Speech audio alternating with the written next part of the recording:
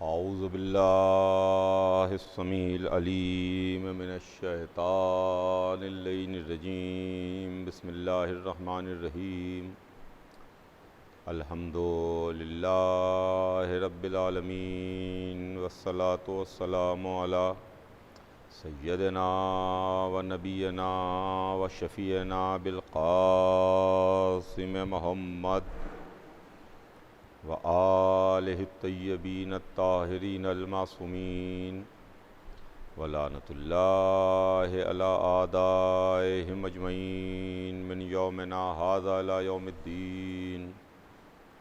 अम्मा बाद फ़क़द क़ाल अल्लाहु सुब्हानहु तबारक व तआला फ़ी किताबिहिल मुबीन व हुवा अस्दक़ुस सादिक़ीन। बिस्मिल्लाहिर्रहमानिर्रहीम। इन्नमा युरीदुल्लाहु लियुज़हिबा अन्कुमुर रिज्सा अहलल बैत व युत्तहिरकुम तत्हीरा। खुदावंद आलम कुरान मजीद में इरशाद फरमाता है, वो कुरान जो अज़ीम तरीन किताब है,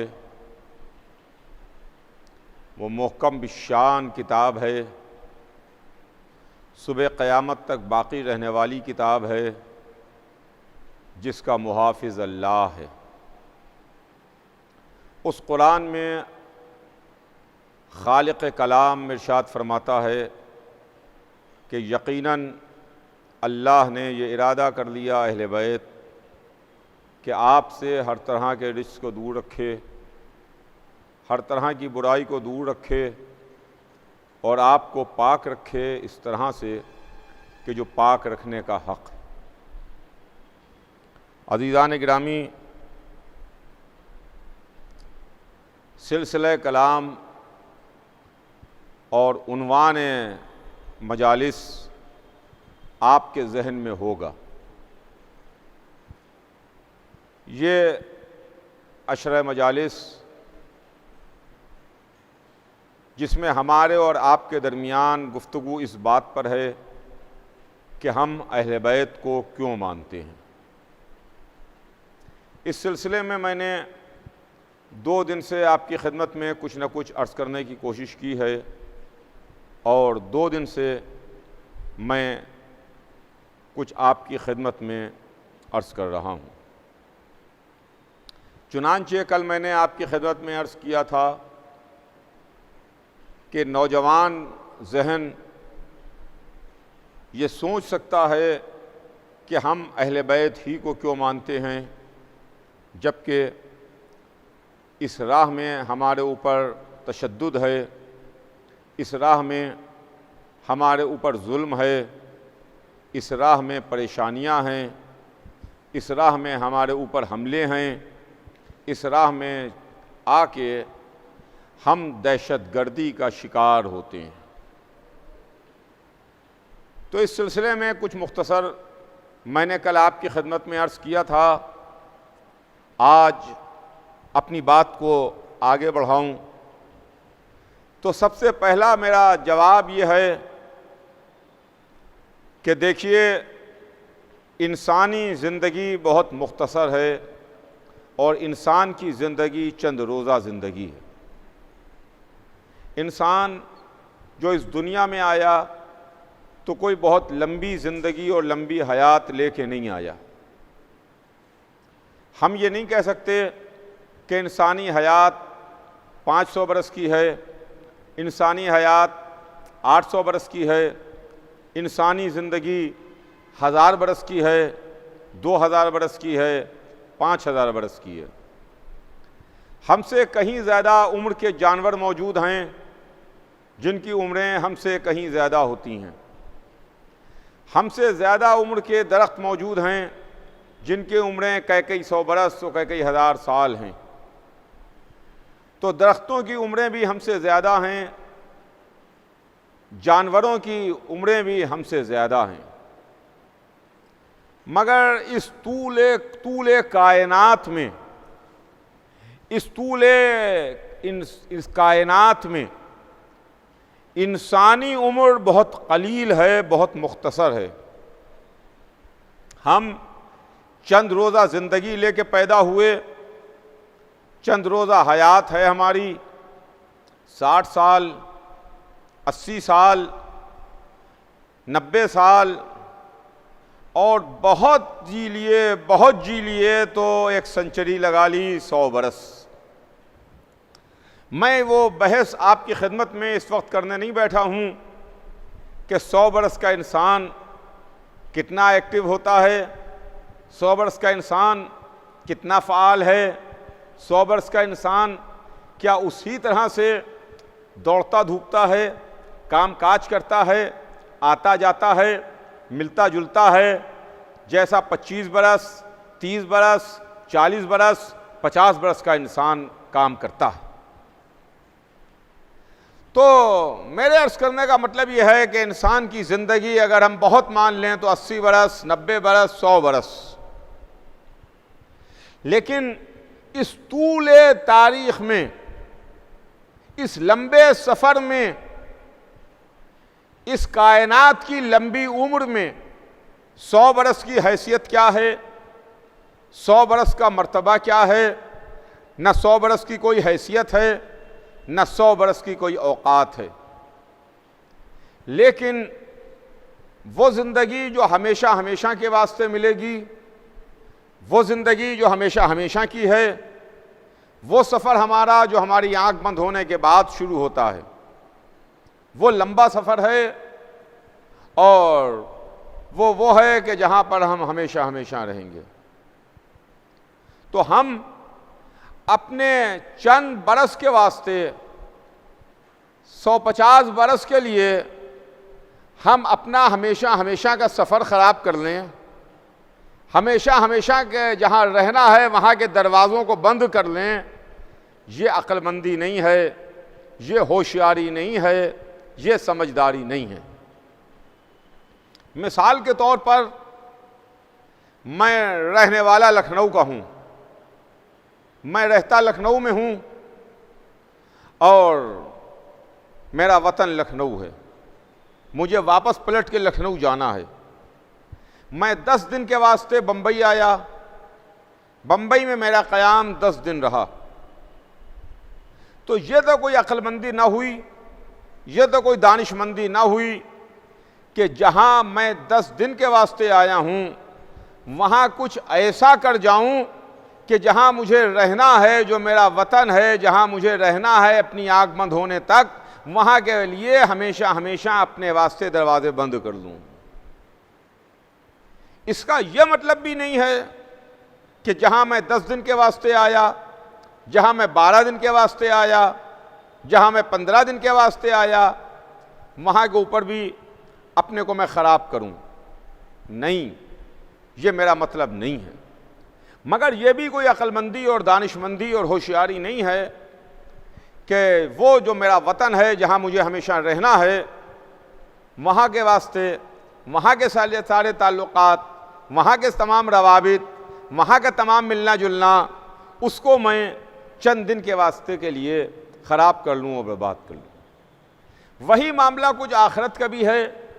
दुनिया में हम चंद रोज़ के वास्ते आए, चंद रोज़ के लिए आए, जहाँ हमें हमेशा हमेशा के लिए रहना है, वहाँ के दरवाज़ों को हमें अपने ऊपर बंद नहीं करना है। मौत एक दिन आके हमें अपने गले से लगाएगी, एक दिन मलकुल मौत आएगा, वो फरिश्ता हमारे जिस्म से रूह निकाल के लेके चला जाएगा। तो हम चंद दिन के वास्ते, चंद दिन की ज़िंदगी के वास्ते, चंद दिन के ऐशो आराम के वास्ते, चंद दिन की लज्जतों के वास्ते, चंद दिन की साफ सलामत के वास्ते उन लोगों से अपने हमेशा हमेशा के लिए ताल्लुकात ख़त्म कर लें कि जिनके हाथों में हमारी नजात भी है, जिनके पास हमारी बख्शिश का सहारा हैं, जो जन्नत के मालिक भी हैं, जन्नत के तकसीम करने वाले भी हैं, उनके वास्ते। तो अज़ीज़ान गिरामी, हमने बहुत सोच के, बहुत समझ के, बहुत गौर करके, बहुत फिक्र करके अपने जहन के सारे दरवाज़ों को खोल के हम इस नतीजे पर पहुँचे कि हमें अहले बैत के रास्ते पर चलना है, अहले बैत के रास्ते पर बाकी रहना है। हमें कुछ हो जाए, दामने अहले बैत अपने हाथ से नहीं छोड़ना है। हम अहले बैत को मानते हैं, हम मानते रहेंगे। इस सिलसिले में अज़ीज़ान गिरामी, कल मैंने कुछ आपकी खिदमत में अर्ज़ करने की कोशिश की थी। आज सिलसिला बयान आगे बढ़ाऊं इसलिए कि वक्त बहुत तेज़ी के साथ आगे बढ़ जाता है। कल मैंने एक इशारा किया था आपकी खिदमत में कि 3 गिरोह हमको नज़र आते हैं जो रसूलुल्लाह से अपनी क़राबत और अपनी रिश्तेदारी का दम भरते हैं। एक असहाबे रसूल हैं, दूसरे अज़वाजे रसूल हैं और तीसरे अहले बैत रसूल हैं। अज़वाजे रसूल, असहाबे रसूल और अहले बैत रसूल।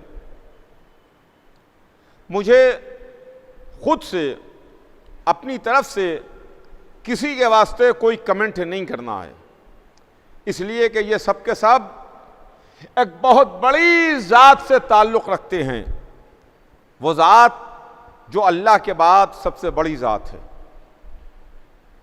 सबकी उनसे रिश्तेदारियाँ और ताल्लुक़ है। असहाब का ताल्लुक़ भी रसूल से है, अज़वाज का ताल्लुक़ भी रसूल से है, अहले बैत का ताल्लुक़ भी रसूल से है। हम 1400 बरस बाद के मुसलमान हैं, ना हम असहाब के बारे में कुछ बयान कर सकते हैं, ना अज़वाज के बारे में अपनी ज़बान खोल सकते हैं, ना अहले बैत के मुताल्लिक़ कुछ हम सोच सकते हैं। सबके वास्ते हमारी ज़बानें बंद हैं, हमारा सर उनके सामने खम है। अदब है, तहज़ीब है, तमाम हुदूद सफ़े बांधे खड़े हुए हैं।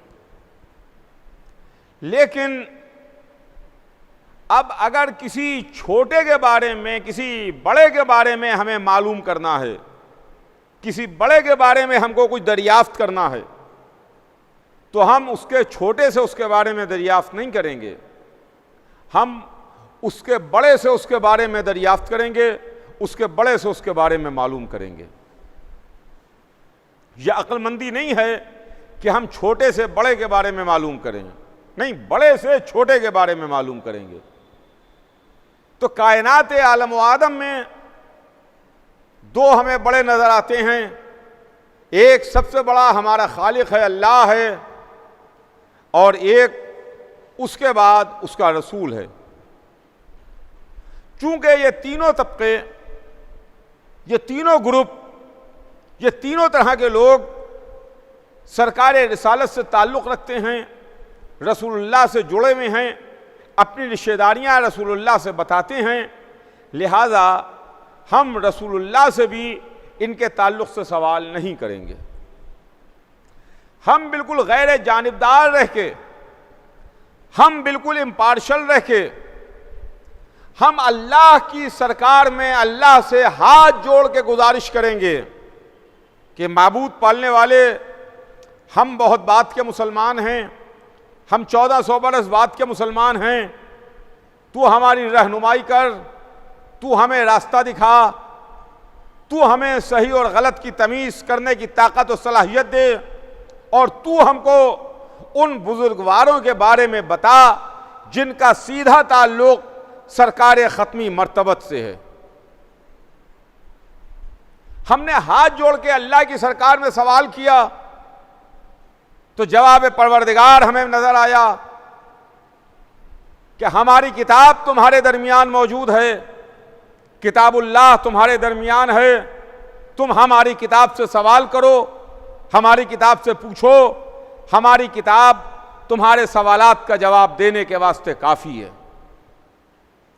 तो हमने हाथ जोड़ के अल्लाह की किताब से सवाल किया, हमने हाथ जोड़ के अल्लाह की किताब से पूछा, एक किताबुल्लाह, अय अल्लाह की किताब, अय वो जिसको अल्लाह ने भेजा और अल्लाह ने नाजिल किया, अय किताबुल्लाह, तू हमारी रहनुमाई कर, तू हमें रास्ता दिखा, तू हमें उनके बारे में बता जो रिश्तेदारियाँ रसूलुल्लाह से जुड़ती हैं, जो कराबतदारियाँ रसूल की ज़ात पर आके तमाम होती हैं, वो रिश्ते जो हुजूर सरवर कायनात की ज़ात से निकलते हैं, उनके बारे में हमें बता। इसलिए कि हम उम्मती, हम मुसलमान, हम ला इलाहा इल्लल्लाह कहने वाले, हम मोहम्मदुर रसूलुल्लाह कहने वाले बहुत ज़्यादा परेशान हैं, हमारी रहनुमाई हो सके। इसलिए कि हमें नजात चाहिए है, हमें आखिरत चाहिए है, हमें जन्नत चाहिए है।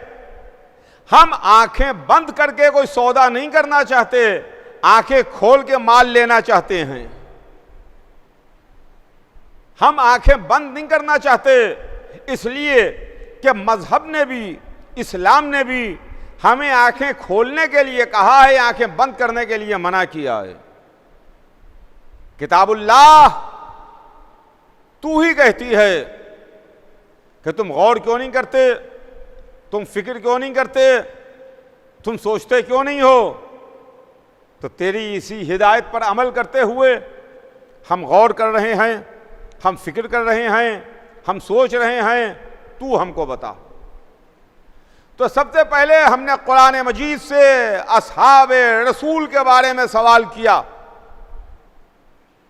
ऐ किताबुल्लाह, तू हमें सहाबा किराम का किरदार पेश कर और हमें बता कि सहाबा किराम के बारे में कि वो कैसे थे। तो कुरान बोला, अल्लाह की किताब बोली, इसलिए कि सहाबा सबसे बड़ी तादाद में मौजूद हैं, जिनकी तादाद लाखों में है। सहाबा की तादाद लाखों में है। वो जो लाखों में फैले में हैं, उनके बारे में हमने हाथ जोड़ के कुरान से सवाल किया। तो कुरान बोला, उनकी मदह में बोला, उनकी तारीफ में बोला, कहा ये बड़े अच्छे लोग हैं, बड़े अल्लाह वाले लोग हैं। इनकी मदह की कुरान ने, इनकी तारीफ की कुरान ने। और उसके बाद कहीं पर कुरान ये बोला कि ये आपस में तो बड़े रहमदिल हैं। सुनिएगा, ये आपस में तो बड़े रहमदिल हैं, काफिरों पर, दुश्मनों पर, अल्लाह और रसूल के मुखालिफों पर ये बड़े सख्त हैं, बड़े रिजिड हैं, इनके साथ बड़ी सख्ती और गैज़ व गज़ब के साथ पेश आते हैं। तो कुरान ने इनके कैरेक्टर की तारीफ की, कुरान ने इनके किरदार की तारीफ की, कुरान ने इनकी मदह की कि ये अच्छे हैं, ये नेक दिल हैं, ये रहम दिल हैं। ये जब आपस में मिलते हैं, आपस में एक दूसरे के साथ बैठते हैं, तो बहुत ही रहमदिली के साथ, मोहब्बत के साथ, अखलाक के साथ एक दूसरे से पेश आते हैं। लेकिन जब ये मुखालिफीन रसूल से मिलते हैं, अल्लाह के मुखालिफ से मिलते हैं, तो बहुत सख्त होकर मिलते हैं। इनका अंदाज उनसे अच्छा नहीं है। ये इनकी मदह में हमें आयत नजर आई। इसके बाद हमने कुरान के और औराक़ को पलटना शुरू किया और अल्लाह की किताब से हाथ जोड़ के सवाल किया कि एक किताबुल्लाह, तू हमें इनके बारे में और कुछ बता। तो किताबुल्लाह ने और बोलना शुरू किया और बयान करना शुरू किया। लेकिन अब जो किताबुल्लाह बोली तो जरा सा हम चौंके, हम अलर्ट हुए, हम होशियार हुए कि भाई ये मामला क्या है। अभी तक तो तारीफ हो रही है, लेकिन उसके बाद कुरान के तेवर अचानक बदले और कुरान कहता है कि सहाबा में कुछ लोग ऐसे भी थे कि हुजरों के पीछे से जा जा के रसूल को आवाज देते थे, पुकारते थे। सूरह हुजरात उठा के देख लीजिए, आप पढ़ लीजिए, आपको मिल जाएगा। कुरान उनको डांट रहा है, मना कर रहा है, उनको अच्छी नज़र से नहीं देख रहा है, जो रसूल को हुजरों को पीछे से जा जा के पुकार रहे हैं, आवाज़ दे रहे हैं। इसके बाद और आगे हम बढ़े, फिर हमने किताबुल्लाह से सवाल किया कि अल्लाह की किताब तू हमें इनके बारे में और कुछ बता। तो कुरान ने फिर बोलना शुरू किया कि ये आपको आवाज देते हैं, आपको पुकारते हैं। इनका पुकारना अच्छी बात नहीं है। किसी बड़े को, किसी बुजुर्ग को, किसी मोहतरम शख्सियत को नाम लेके इस तरीके से आवाज दे के बुलाया और पुकारा नहीं जाता। कहीं पर कुरान ने यह आयत हमको पेश की। उसके बाद मंजिल आगे बढ़ी, जहां पर कुरान कह रहा है कि देखो रसूल के सामने बुलंद और ऊंची आवाज से गुफ्तगू ना करना। रसूल के सामने बुलंद और ऊंची आवाज से बात ना करना। कुरान ने रोका, डांटा, मना किया। यह ना कहिएगा कि यह कुरान काफिरों को डांट रहा है, काफिरों को रोक रहा है, काफिरों को मना कर रहा है।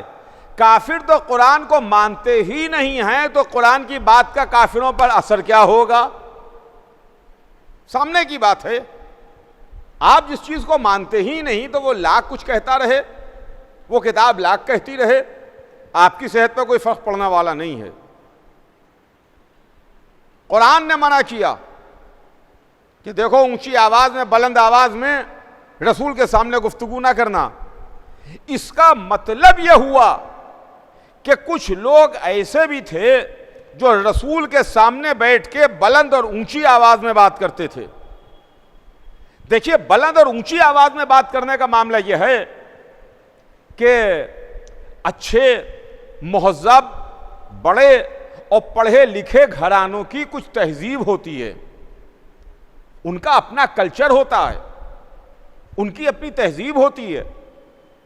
जो पढ़े लिखे लोग हैं, जो मुहज़्ज़ब घराने हैं, जो बड़े लोग हैं, जो शुरफा हैं, जो तालीम याफ्ता हैं, उनके घर का दस्तूर यह है कि बड़ों के सामने कैसे बैठा जाए, बड़ों के सामने कैसे गुफ्तगू की जाए, बड़ों के सामने कैसे बोला जाए।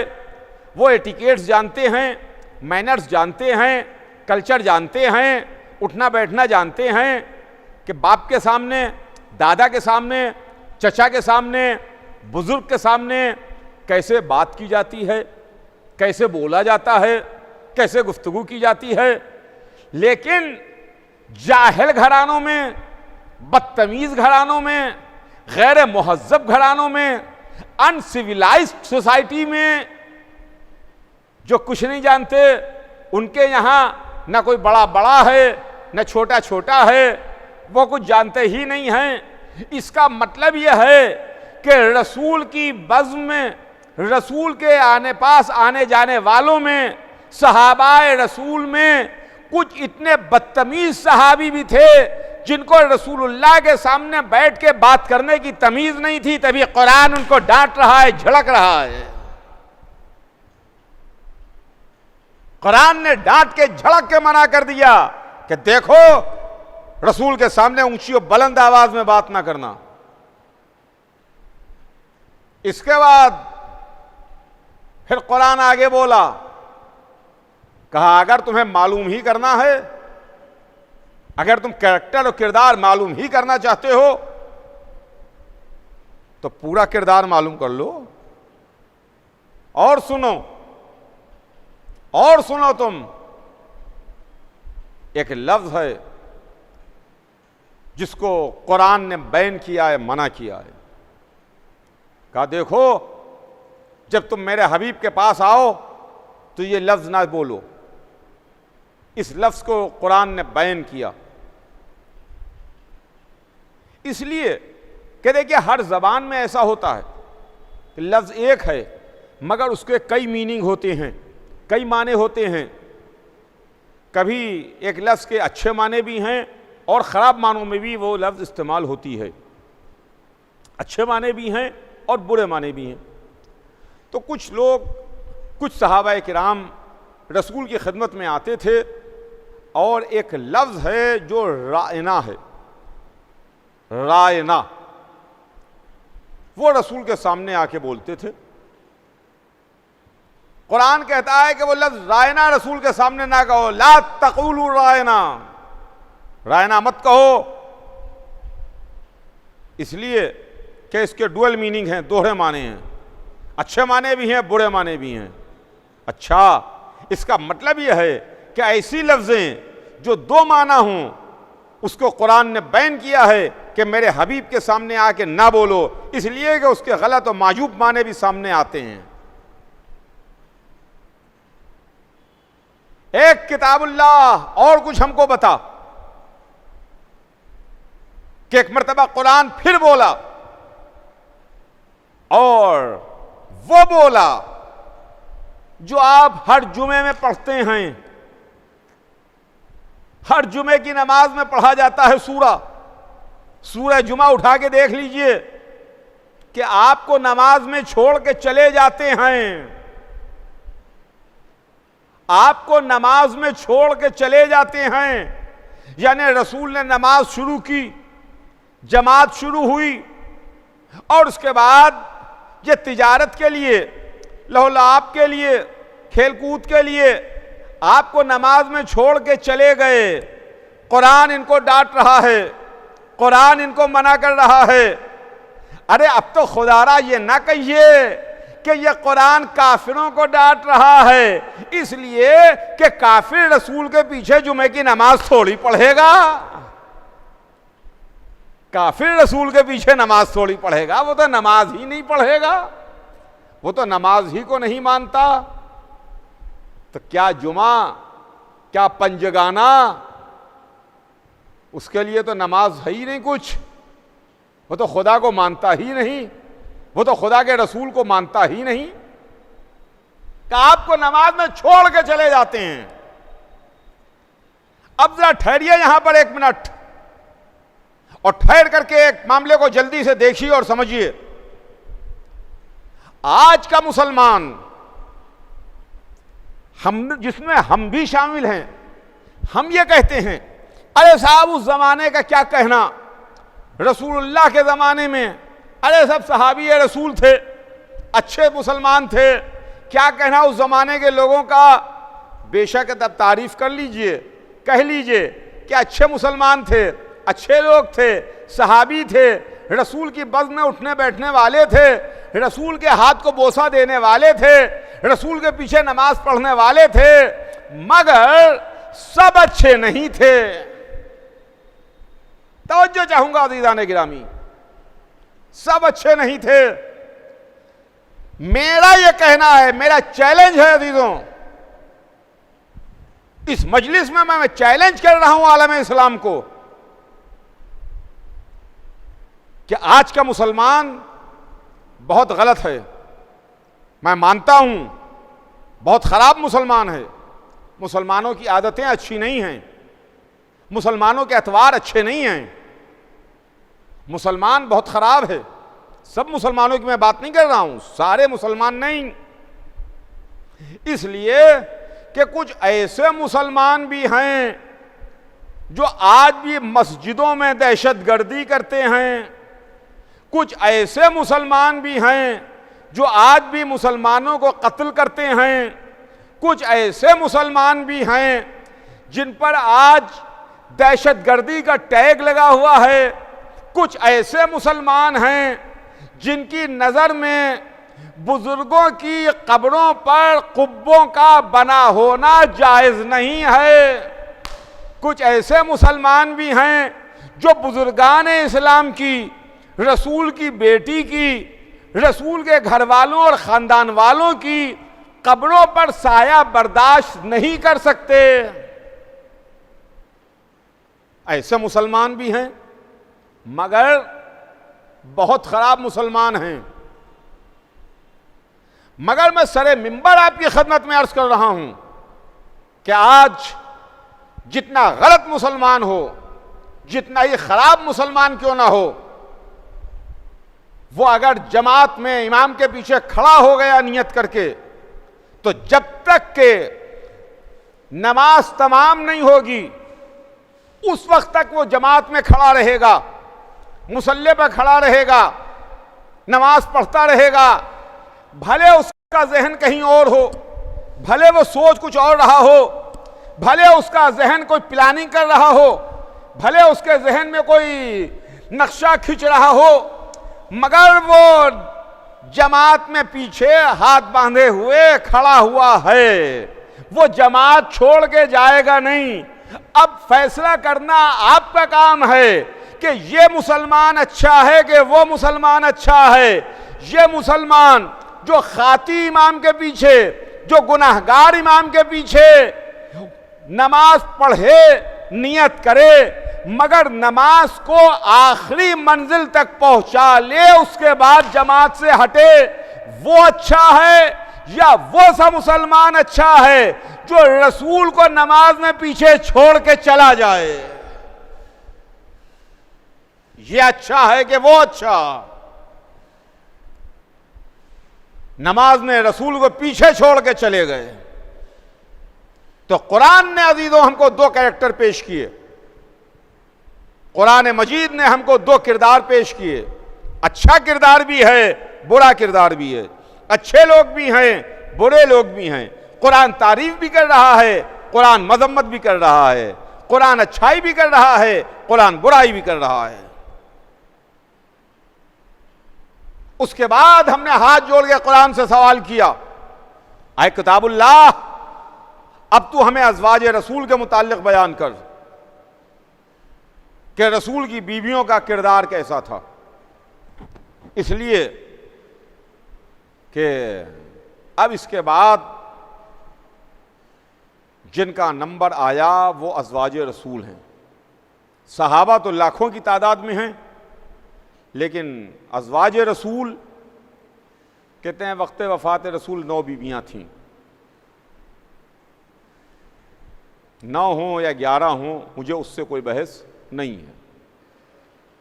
तो कुरान इनके वास्ते बोला, कुरान बोला और कुरान ने कहा, ऐ नबी की बीवियों, ऐ नबी की बीवियों, तुम आम औरतों जैसी नहीं हो। कलेजा थाम के सुनिएगा, ये कोई हदीस नहीं है, यह कुरान है। ए नबी की बीवियों, तुम आम औरतों की जैसी नहीं हो। फिर सुनिए कुरान क्या कह रहा है, ऐ नबी की बीवियों, तुम आम औरतों की जैसी नहीं हो। इसका मतलब यह है कि अगर कोई नबी की बीवी है तो आम औरतों जैसी नहीं है, आम औरतों से अलग है। तो अगर नबी की रिश्तेदारी आम औरतों से अलग कर देती है तो नबी आम इंसानों का जैसा कैसे हो जाएगा? आज आवाजें उठती हैं, आज तहरीरें सामने आती हैं, आज ऐसी किताबें आती हैं सामने जिसमें यह लिखा है कि अरे नबी तो हमारी ही तरह के हैं, जैसे हम हैं वैसे रसूल हैं, हम में और रसूल में फ़र्क ही क्या है? अमा जब हमारी माएँ नबी की बीवियाँ आम औरतों की जैसी नहीं हैं तो रसूल आम औरत इंसानों का जैसा कैसे होगा? आम औरतों की जैसी नहीं हो। और उसके बाद कुरान बोला, ए नबी की बीवियों, अगर तुम नेकी करो तो तुम्हें दोहरा सवाब मिलेगा, डबल शेयर मिलेगा, और अगर तुमने गुनाह किए तो तुम्हें दोहरा अजाब मिलेगा। कंडीशनल जुमला है, अगर लगा हुआ है। अगर तुमने नेकी की तो तुम्हें दोहरा शेयर, दोहरा सवाब। नबी की बीवी हो ना, नबी से रिश्तेदारी है, रिश्तेदारी की बुनियाद के ऊपर शेयर डबल है, हिस्सा दोहरा है। तकसीम होता है ना हिस्सा मजलिस में कि सबको एक एक मिल रहा है, कोई ख़ास आया तो उसको 2 दे दिए। रोटी बट रही है, पब्लिक को 1 मिल रही है, कोई ख़ास आया तो उसको 2 मिल गई, उसको 2 दे दी। शीरमाल है 2 दे दी, हिस्सा है डबल दे दिया। वैसे ही कुरान भी नबी की बीवियों को जो शेयर दे रहा है वो डबल शेयर दे रहा है। कि अगर तुम नेक अमल करोगी तुम्हें दोहरा हिस्सा, दोहरा सवाब, और अगर तुमने गलत काम किए, अगर तुमने गुनाह किया तो तुम्हें दोहरा अजाब है। इसमें भी तुम्हारे अजाब का शेयर डबल मिलेगा तुमको। तो इसका मतलब यह है कि कुरान ने कंडीशनल जुमला लगा करके बता दिया कि नबी की बीवियों से अच्छाइयां भी हो सकती हैं, नबी की बीवियों से गुनाह भी हो सकते हैं। नबी की बीवियां गुनाहगार भी हो सकती हैं। ये मैं नहीं कह रहा हूं, कुरान कह रहा है, उठा के देख लीजिए। उसके बाद कुरान बोला, उसके बाद कुरान कहता है कहीं पर नबी की बीवियों के लिए कुरान बोला। देखिए, मैं अर्ज कर चुका एक मजलिस में कि ये अरबी ज़बान है, इसमें 3 तरह के सीगे हैं। वाहिद 1 के लिए, तस्निया 2 के लिए, जमा 2 से ज़्यादा के वास्ते। वाहिद, तस्निया, जमा। लेकिन अब जो कुरान बोला तो तस्निया के सीगे में बोल रहा है, यानी किन्हीं 2 बीवियों को कुरान एड्रेस कर रहा है। कुरान कहता है कि तुम दोनों के दिल टेढ़े हो गए हैं, तुम दोनों के दिल टेढ़े हो गए। अब कुरान ने नाम नहीं बताया कि किन दोनों के दिल टेढ़े हो गए हैं। कुरान तस्निये के सीगे में बात कर रहा है कि तुम दोनों के दिल टेढ़े हो गए हैं। अब कौन 2 हैं? जब कुरान ने नाम नहीं बताया तो हम कौन होते हैं नाम बताने वाले? हमें नहीं मालूम। लेकिन हां, इतनी बात जरूर है, यह बात तो मैं जरूर जानता हूं कि जनाबे खतीजा वो बीवी हैं जिनकी जिंदगी में रसूलुल्लाह ने दूसरा अक़्द नहीं किया। अपनी पूरी जिंदगी खतीजा अकेली बीवी रहीं, रसूलुल्लाह ने दूसरी शादी नहीं की, रसूलुल्लाह ने दूसरा अक़्द नहीं किया। जब तक कि खतीजा जिंदा रही, अकेली रही, सिंगल रही, वाहिद के सीगे में रही। इसका मतलब यह है कि इन 2 बीवियों में खतीजा शामिल नहीं है, खतीजा शामिल नहीं है।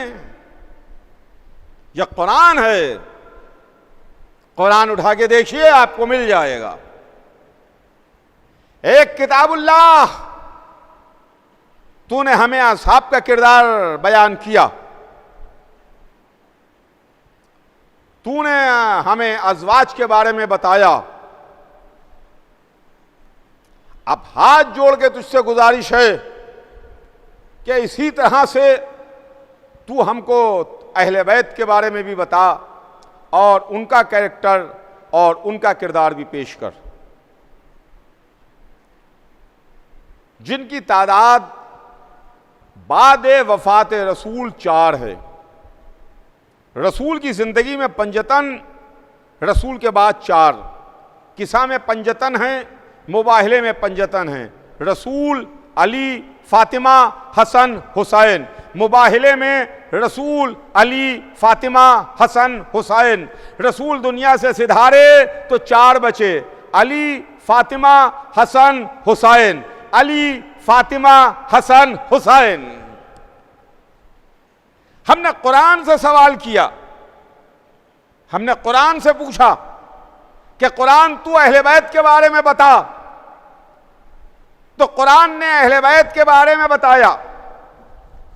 कुरान ने अहले बैत का किरदार पेश किया, कुरान ने अहले बैत का कैरेक्टर पेश किया। जरा कलेजा थाम के सुनिएगा।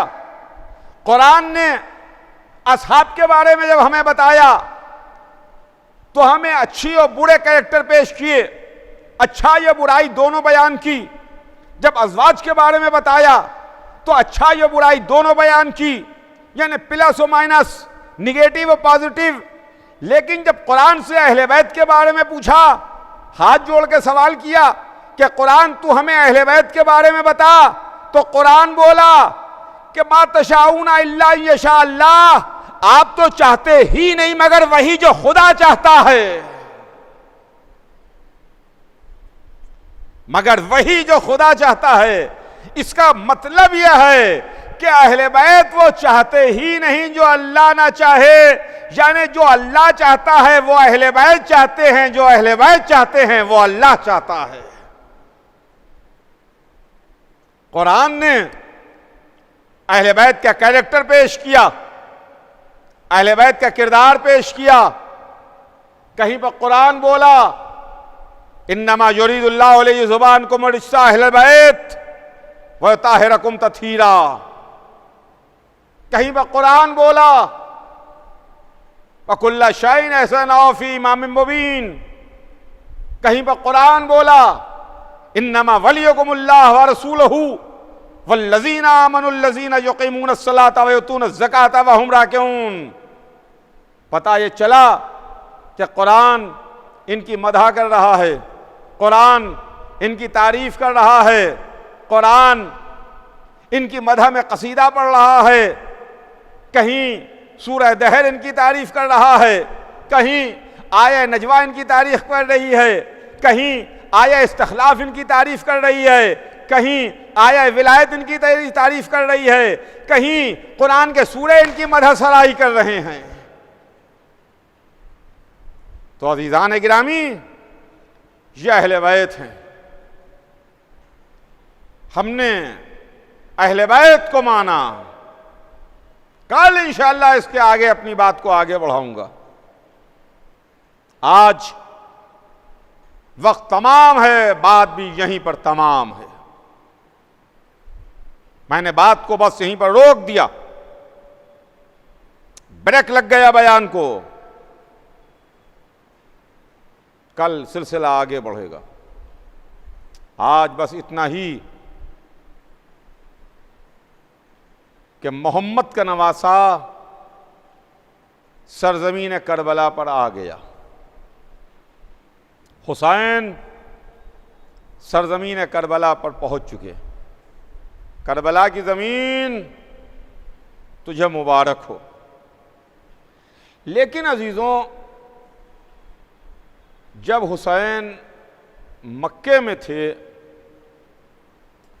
तो कूफे वालों ने ख़त पर ख़त लिख के हुसैन को बुलाया और हुसैन से कहा कि आका आइए, कूफे तशरीफ़ लाइए, इसलिए कि कूफा बग़ैर इमाम के है, हमारे पास इमाम नहीं है, हम बग़ैर इमाम के हैं। जब ख़त पर ख़त आना शुरू हुए तो हुसैन इब्न अली ने अपने भाई मुस्लिम इब्न अक़ील को अपना जानशीन बना के, अपना नायब बना के, अपना सफ़ीर बना के कूफे रवाना किया और ये फरमाया कि मैं तुम्हारे दरमियान अफ़क़ह अहले बैत अपने भाई मुस्लिम इब्न अक़ील को भेज रहा हूँ। मुस्लिम हुसैन के भाई थे, मुस्लिम अक़ील के बेटे थे। अक़ील नस्साब अरब के माहिर थे। अक़ील वो हैं जिनसे मौला अली ने कहा था, भाई अक़ील ऐसा घराना बताइए जहाँ मैं शादी करूँ, जहाँ मेरे एक ऐसी औलाद हो जो मेरे पास ज़ख़ीरा हो। ये हैं जनाब अक़ील, इनके फ़र्जंद हैं जनाब मुस्लिम। मुस्लिम कूफे आए, मगर अफसोस कूफे वालों ने मुस्लिम के साथ वफ़ा न की। मुस्लिम कूफे में नमाज पढ़ा रहे थे, नमाज शुरू की, मस्जिद भरी हुई थी, लेकिन जब मुस्लिम ने नमाज को तमाम किया तो सफ़ें खाली हो चुकी थीं। मुस्लिम को अकेला छोड़ के वो नाम नहाद नमाजी वो सो कॉल्ड नमाजी नमाज छोड़ के, मस्जिद छोड़ के, इबादत छोड़ के मस्जिद से बाहर जा चुके थे। हुसैन ने अपना सफ़ीर बनाया। अजीजों, मुस्लिम सफ़ीर हुसैन हैं। सफ़ीर तो आप जानते हैं ना, मुल्कों के भी सफ़ीर होते हैं। लोग अपना सफ़ीर बना के किसी को भेजते हैं। हमारे मुल्क के सफ़ीर भी दूसरे मुल्कों में जाते हैं, दूसरे मुल्कों के सफ़ीर भी हमारे मुल्कों में रहते हैं, मगर सफ़ीर एक होता है, एम्बेसडर एक होता है, सफ़ीर एक होता है, दो नहीं होते। हमारे मुल्क का सफ़ीर किसी दूसरे मुल्क में जाएगा तो एक होगा, दूसरे मुल्क का सफ़ीर हमारे मुल्क में आएगा एक होगा, एम्बेसडर एक होगा, सफ़ीर एक होगा। यह सफ़ीर एक है मगर पूरे मुल्क की नुमाइंदगी करता है, पूरे मुल्क का नुमाइंदा है। इसकी इज्जत पूरे मुल्क की इज्जत है, इसकी तौहीन पूरे मुल्क की तौहीन है। मुल्क की पॉलिसी इसके पेश नज़र, जो मुल्क तय करेगा उसको ये मुल्क में अमल करेगा, उस पर अमल दरामद कराएगा, वो बातचीत करेगा, मुल्क का नुमाइंदा हो करके उस मुल्क में रहता है। हुसैन ने अपना सफ़ीर बना के मुस्लिम को भेजा। हुसैन कौन है आप पहचानिए, पहले ये पहचानिए कि हुसैन कौन है, उसके बाद आपकी समझ में आएगा कि मुस्लिम कौन है। हुसैन मासूम हैं, हुसैन इमाम हैं, हुसैन मुंतखब करदा परवरदिगार हैं, हुसैन जन्नत के जवानों के सरदार हैं, हुसैन मोहम्मद के बेटे हैं, हुसैन अली और फातिमा के फर्जंद हैं। क्या मर्तबा है हुसैन का। बात यहीं पर नहीं तमाम होगी, यहीं पर मामला आगे रुकेगा नहीं कि फर्जंद मुस्तफ़ा हैं, अली और फातिमा के बेटे हैं, मासूम हैं, इमाम हैं। नहीं नहीं, एक बात और याद दिलाऊं आपको, ज़ियारत वारसा में आप क्या पढ़ते हैं? अस्सलामु अलैका या वारसा आदमा सिफतुल्लाह, अय आदम के वारिस आप पर सलाम, नूह के वारिस आप पर सलाम, इब्राहिम के वारिस आप पर सलाम, मूसा के वारिस आप पर सलाम, ईसा के वारिस आप पर सलाम।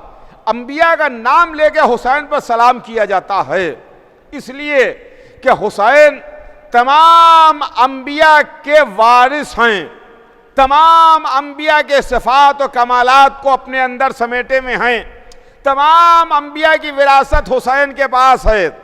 1,24,000 की विरासत है हुसैन के पास, इमामत है हुसैन के पास, जन्नत की सरदारी है हुसैन के पास, इस्मत है हुसैन के पास, मोहम्मद के बेटे हैं हुसैन, अली और फातिमा के फर्जंद हैं हुसैन। अब समझिए, जो हुसैन का सफ़ीर हो, जो हुसैन का नुमाइंदा हो, वो कौन होगा? वो 1,24,000 का नुमाइंदा होगा, वो जन्नत के जवानों के सरदार का नुमाइंदा होगा, वो मासूम का नुमाइंदा होगा, वो इमाम का नुमाइंदा होगा, वो फर्जंद मोहम्मद का नुमाइंदा होगा, वो अली और फातिमा के बेटे का नुमाइंदा होगा। अब जो मुस्लिम की इज्जत करे, उसने 1,24,000 को सलाम किया, जो मुस्लिम को शहीद कर दे, उसने 1,24,000 की तौहीन की। यह है मुस्लिम इब्ने अकील। जमाना खराब था, हालात पुराशोभ थे, रात का वक्त था, मुस्लिम को प्यास लगी थी, एक दरवाजे पर आके रुके, एक खातून निकली, उसने पूछा क्या बात है? मुस्लिम ने उससे पानी मांगा। यह कूफा है जहां मुस्लिम को पानी मिल गया। उस औरत ने पानी लाके दिया, मुस्लिम ने पानी पिया। कुछ वक्त गुजरा तो उस औरत ने कहा, जिसका नाम तौआ था, कि शख्स तू मुझे मुसाफिर नजर आता है, हालात खराब हैं, ज़माना अच्छा नहीं है, तू जहां जा रहा है चला जा, यहां ना बैठ। कि एक मर्तबा मुस्लिम ने ठंडी सांस ली और कहा कि वो कहां जाए जिसका कोई घर ना हो, जो परदेसी मुसाफिर हो। वो अहले बैत की चाहने वाली बीवी थी। उसने हाथ जोड़ के सवाल किया कि तेरा नाम क्या है, तुम्हारा नाम क्या है। मुस्लिम ने अपना नाम बताया, अपना खानदान बताया, अपना कबीला बताया। उसने अपने घर के दरवाजों को खोल दिया। कहा, अरे आप अली के भतीजे हैं, आप हुसैन के भाई हैं। अपने घर के दरवाजों को खोल दिया। लीजिए, मुस्लिम उस औरत तवा के घर में आए। रात भर मुस्लिम ने इबादत की। जिस तरह हुसैन ने शब आशूर गुजारी, जनाब मुस्लिम ने तवा के घर में उसी तरह से रात गुजारी। रात गुजरी, रात तमाम हुई। जब सुबह हुई कि एक मर्तबा मुस्लिम ने नमाज सुबह को अदा किया और कुछ महसूस किया कि जैसे फौजें हैं जो उस औरत के घर की जानिब आगे बढ़ रही हैं। जनाब मुस्लिम ने अपने जिस्म में असलहों को बांधना शुरू किया, असलहे कसना शुरू किए कि एक मर्तबा तवा आगे बढ़ी और तवा ने आगे बढ़कर कहा, मुस्लिम कहाँ का इरादा है, कहाँ जा रहे हैं। तो जनाब मुस्लिम ने कहा, अरे औरत, ये लश्कर मुझे गिरफ्तार करने आ रहा है, मुझे कत्ल करने आ रहा है। मैं नहीं चाहता कि तेरे घर की बेपर्दगी हो, तेरी बेपर्दगी हो, तेरे घर में दर्राना फौजें घुसाएं। मैं कहूंगा, जनाब मुस्लिम, आपको एक औरत के पर्दे का इतना ख्याल है, मगर बाद शहादत हुसैन आइए, यही कूफा है, एक रसन में 12 गले बंधे हैं, ज़ैनब के सर पर चादर नहीं है, उम्मे कुलसूम बेरिदा है, ये खानदान नबूवत की शहजादियां हैं। वाह हुसैना, वाह मजलूमा की सदाएं।